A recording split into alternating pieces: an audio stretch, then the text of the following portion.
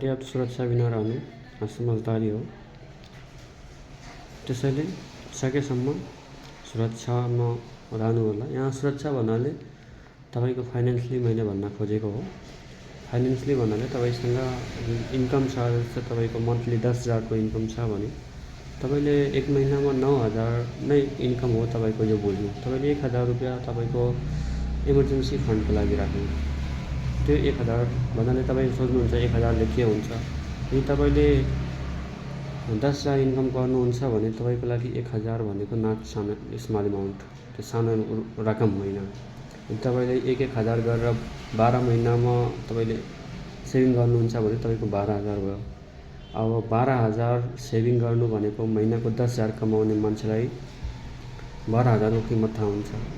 So सकेसम्म आफ्नो सुरक्षा घेरालाई बनाएर राख्नु। सुरक्षा घेरा भन्नाले सेभिङ गरेर राख्नु। सेभिङ एकदम इम्पोर्टेन्ट हो र इमर्जेन्सी फन्ड पनि एकदम इम्पोर्टेन्ट हो। यदि तपाईको इन्कम 10,000 छ भने यो बुझ्नु, तपाईले 6 महिनासम्म धान्ने गरी तपाईको इन्कमलाई सेभिङ गरेर राख्नु।